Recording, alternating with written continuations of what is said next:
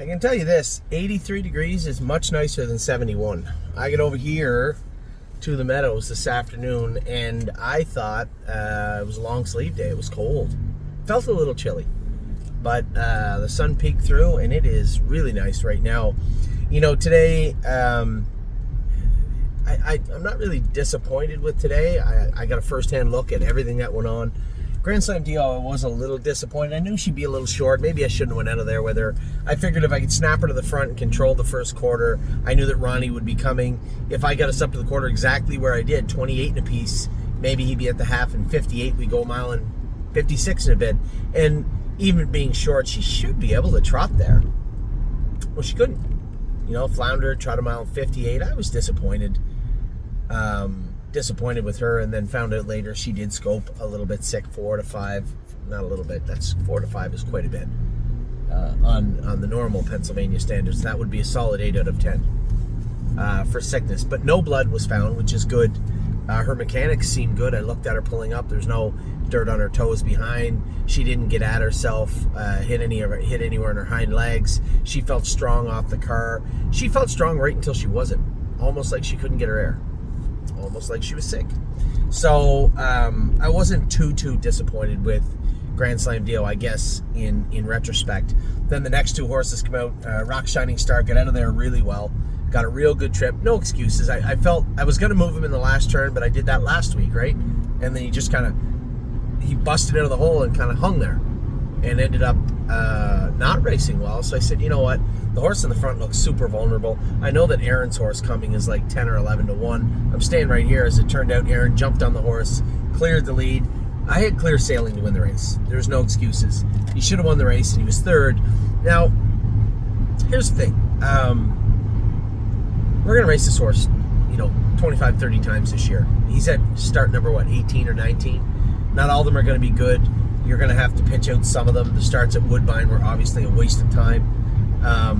We got him over here. I let him rock his first start, and he won.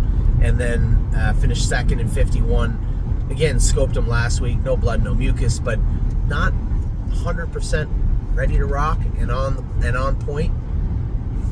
And he wasn't today. He raced good, just not good enough. And my initial thought was, we're supposed to be moving some horses around, right? Neptune was supposed to move around. So was this horse. We were going to start racing Rock Shining Star at Scioto, potentially getting prepped and ready for Dayton and Miami. Well, much later on, Miami Valley. So with that third today, he actually drops down to the class below this, which, again, I'm never looking past a racing. Well, he'll win that one, and then what? That's stupid to do. He should do very well in that class. He was sound. He wasn't on a line. He just wasn't as fiery. He wasn't as sharp. He wasn't as... That's not true. He did have a little pop to him. I was right on top of Jeremy the whole way. He just didn't have enough giddy up on the end of the mile, right? But again, that's him at maybe 95%. We got to get him to... No, that's him at 90%. 100% is a 50 pacer. And today, when you see 2-year-olds going at 49 and 2 and 50, 51 and 2, just isn't quite enough for him. So I'm going to say just a hair flat, as was Patrick. But I knew Patrick was coming to the half. Patrick doesn't like to be stretched in the early parts of the race, right? He can carry his speed, but I don't know how to explain it. When they go 26, 55, and he's chasing to get there, and the lines are loose. If you watch Patrick the Piranha and he's grabby coming to the half, he's likely going to have a good race. If you watch Patrick the Piranha and the lines are loose coming to the half, almost every time he's just a little bit short, right? Michael's horse wiggled out and ended up third, beat 3/4 of a length. Probably would have won, I guess, if I had moved over a hair earlier. I don't know, I didn't see the finish, but on the line it looks like he could have. And Patrick was only beat by 2 lengths. He raced good, again, much like Rock Shining Star, right? Now these horses are not going to go... Now Patrick really didn't go through a phase over the last month where he was flat, but a number of the other horses have.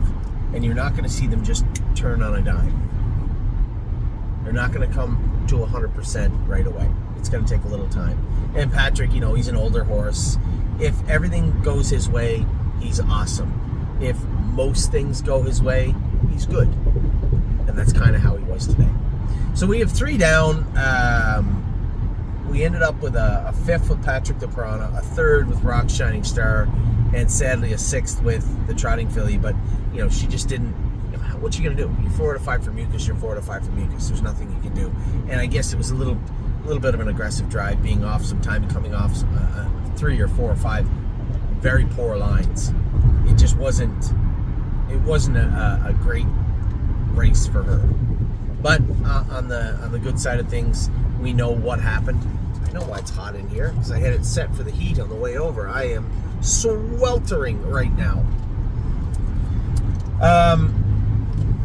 There's not much you can do when they're sick and when they're a little bit short. That's what you're gonna get. So she'll bounce back next time if Tim can clean up that mucus. It wasn't in her nose, it wasn't coming out, it was just kind of present, it was there.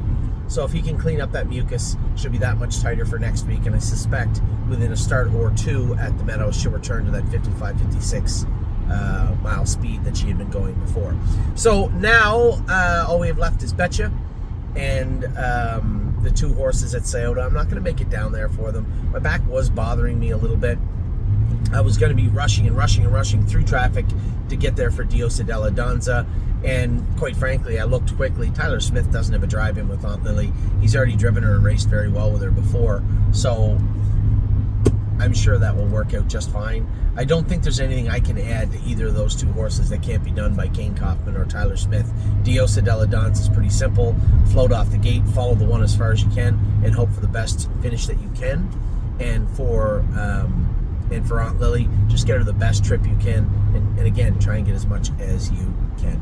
So that is that's a wrap on Thursday. That's a wrap on the Meadows this week. They don't race Friday. I see them setting up chairs. They must have concerts there Friday and Saturday. So there's no racing there Friday or Saturday. There is where are we at? Saturday. We definitely have time is on my side. I see Perfect Thought. Corey Callahan had a chance to pick the outside horse or Perfect Thought and went with Perfect Thought. She is 9-5 morning line. That is a sight for sore eyes. And then time is on my side. I don't know what they're talking about. 10-1 morning line for post 3. The horse was off 5 weeks. Finished second in 48 last week. There isn't a horse in that race that has had a tougher schedule than him their last 6 starts. So I just don't. Whatever. Maybe I'm a little biased, I guess, but when it comes to time, he certainly felt like he liked that track. He's coming in sharp. He looks good, and I expect that he'll race good on Saturday evening. Stake fillies on Sunday. They all trained good this morning. Tomboy Strong trained yesterday.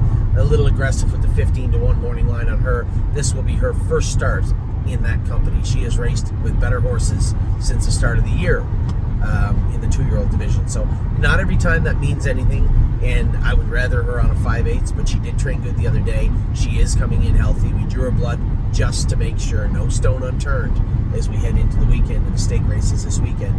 So that is, as I said, a wrap on the Meadows this week. That is a wrap for me on Thursday evening. Good luck to all my partners with Diosa della Danza, Aunt Lily, and Woodmere Bench Empty. I'll talk to you all very soon. Still lots of work to be done this week. Not a bad week, as I said. I don't think anybody was terrible today. A little tiny bit flat. Yeah, tiny bit, but not horrible.